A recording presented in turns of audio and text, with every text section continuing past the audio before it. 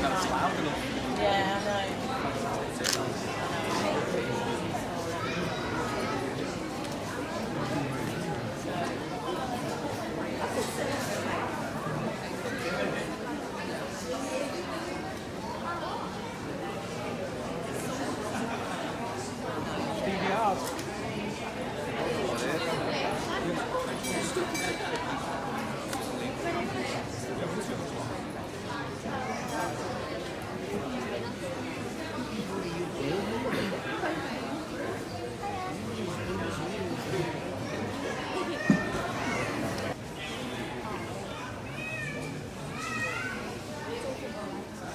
Good afternoon, everybody.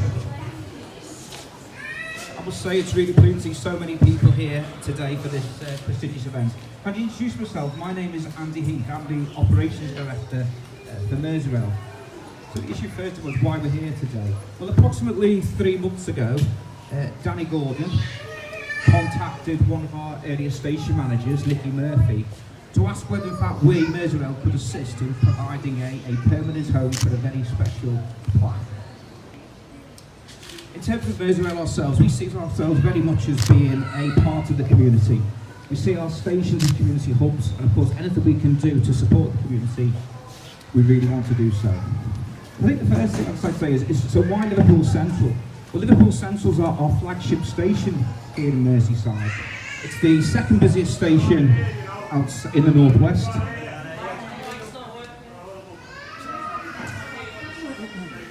Can you hear it now?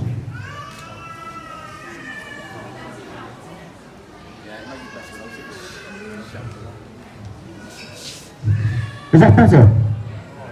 Okay, apologies for that. So the question is why Liverpool Central? Well, Liverpool Central is Merseyrail's flagship station. It's the second busiest in the northwest, and in fact it's the 10th busiest outside of London. In Merseyrail, 35 million passenger journeys take place.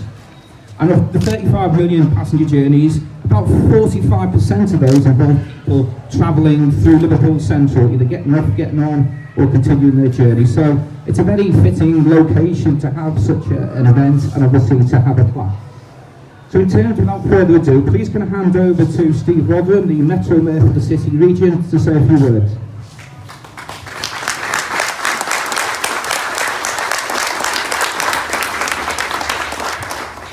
I'm going to try it without the mic, is that better? I'll leave it without the microphone. Look, I'm very fortunate. It's a great honour to be here because I got to know Anne Williams and used to regularly speak to her during her illness. And the fortitude of the woman is something that for me will always be really inspiring. A woman who wouldn't give up, and that banner on the cop says it all, doesn't it? A true Iron Lady, somebody who encapsulated the spirit of what mothers will do for their children. And it's that unconditional love, that never giving up, that not accepting the fact that she knew all along what some people had said was the facts were never the true facts. And the reality was that she never ever picked up that death certificate for her son because it had the words on it, accidental death. And we all knew that it was never an accident, and we were proven right. And I was there at the High Court alongside Anne and many others, people here. And I'll never forget when the original verdicts were quashed, and she said to me genuinely, she said, I'm looking forward to the day when I can pick up Kevin's death certificate and it has unlawful killing. And unfortunately for her, she never saw that day. But she passed the baton over, and there's a whole generation of people, including Anne's daughter who's here today, who never ever would ever give up until that day arrived. And we all saw that tremendous occasion in Warrington when the verdict was announced, and the feeling in that room that day, honest to God, in my whole life, I don't think that I'll ever feel such a palpable sense of relief. There was no triumphalism, it was relief because a massive cloud had been lifted from people who knew for 25, 26 years, I think at that time, that an orchestrated cover-up has resulted in those terrible slays and lies. And there are people here today who are the true heroes of what happened on the 15th of April 1989. And that was the fans, those who fought to save the lives of their fellow supporters. It has to be said, whilst people who were charged, who were paid for our safety, stood by and watched helplessly. And those people, I said in my speech in the Commons, were the heroes, not the villains. And it's about time that they received the recognition that today's plaque is finally about to do. To Danny and his campaign to try and find an appropriate place for this, I actually think this is probably one of the best locations it possibly could ever end up as. The throughput of passengers in here is greater than anywhere outside of London, and it's in a location where people, if they wanted to, can come over and just quietly remember what happened all those years ago. So, Danny, thanks very much for all you've done. The message on the plaque is really poignant. It says 2 words: thank you. And I can't think of anything more appropriate that any plaque could say to all those people on that day. Thank you all for coming. And Danny, over to you.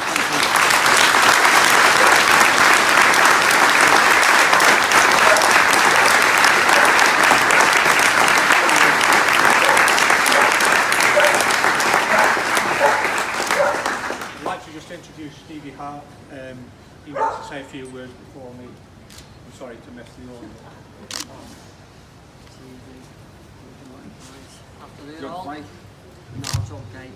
You have to bear with me because I was going to do this off the top of my head, but I can't remember it now, so.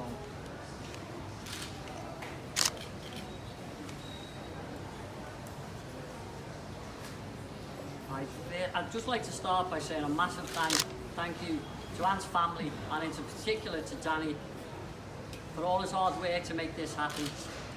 In all the years I knew Anne, she was steadfast in her belief that if it hadn't been for the survivors doing what they could, things would have been so much worse. Looking around today, it's great to see so many of you here. I think it's important to everyone who returned that dreadful day to know that this is for you. This is what Anne would have wanted and what her family set out to achieve. Before you leave here today, step up and touch this plaque. Then tell yourself you did nothing wrong that day, and you proved it. I know there are still people out there struggling to come to terms with what happened, and who still somehow feel a sense of guilt. But you need to know that the only thing any of us were guilty of that day was telling the truth.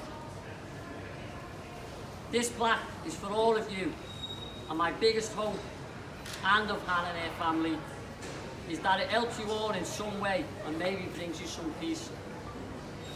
Look after each other always, and remember, you'll never walk alone.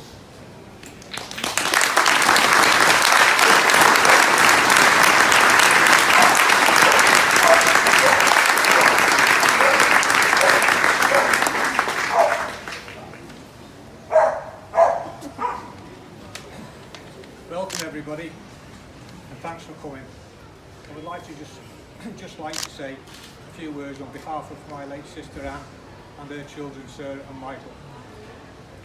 Although we are very grateful for the many wonderful tributes paid to our lost loved ones and their families, today we are here to pay a long overdue tribute to you, the people who came home from a very dark day in 1989. During Anne's final days, she asked me to carry out a number of wishes on her behalf. I was very apprehensive at first, but knowing Anne wouldn't take no for an answer, I agreed. One of her wishes was to pay tribute to the survivors, to you, the survivors, recognising the suffering and the trauma the disaster caused so many. not only suffering the mental and physical effects of the disaster, but then to have put up with the tirade of lies printed in some media outlets. At the moment, our legal team, Pete Weatherby and Elkin Abramson, are working on the Hillsborough law, hoping to get the bill passed in Parliament to make it a criminal offence to tell lies, especially for those in public office. I urge people to contact their MPs and anybody with any influence to ask them to sign the petition, so hopefully families and survivors in the future don't have to strive for 27 years for the truth. This tribute is not intended to undermine the great help and support many have given our survivors for many years. It's just to say thank you and to recognise the efforts many of you made to save lives, organising yourselves, making the majority of professionals look like amateurs. Without your efforts, many more lives could have been lost. Also, to those who gave evidence at the inquest, reliving that terrible day to help get the result we did. On the 26th of April 2016, after 2 years of scrutinising evidence, the jury vindicated you of any wrongdoing, 14-0.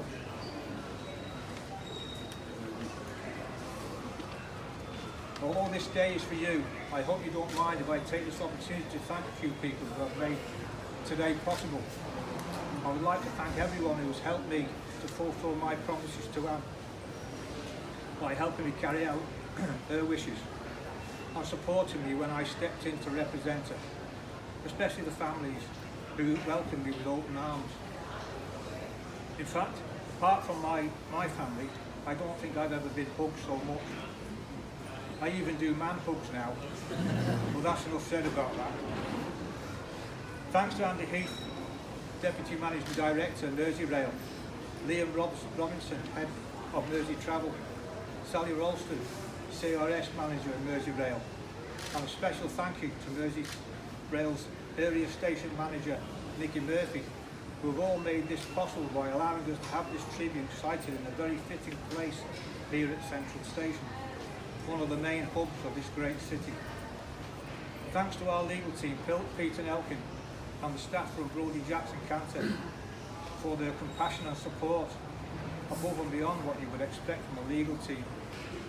Thanks to George Harris and sons David and Paul and Merseyside Castings, who made the plaque for us, and for donating a lovely bench for Anne, which is sited in pride of place at Queen's Court Hospice in Southport. Thanks to Dan Kay from the Echo and Sally Williams from the BBC for telling Anne's story and their help and support they have given us for many years. Thanks to Steve Rotherham for coming along today and paying tribute. And thanks to all the people from in and around this great city for their support.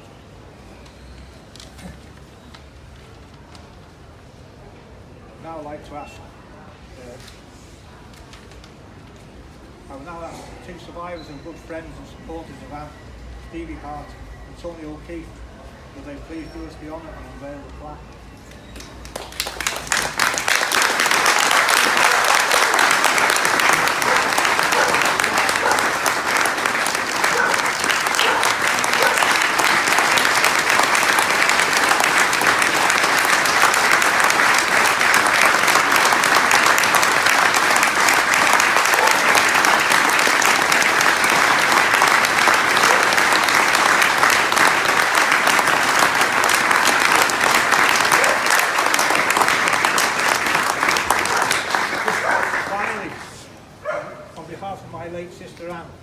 Anne's family and many families of lost loved ones, we hope that this tribute will bring some comfort to you, knowing you will never be forgotten. Thank you.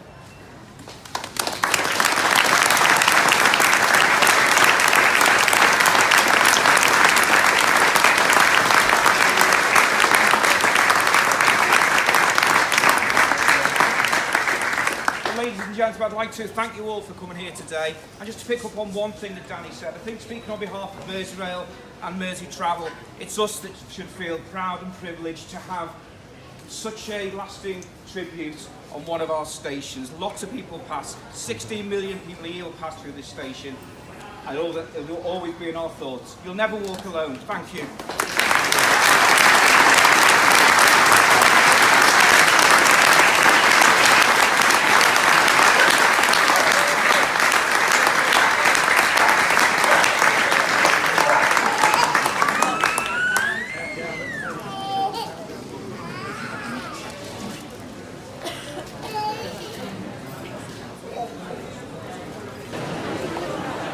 It's your series.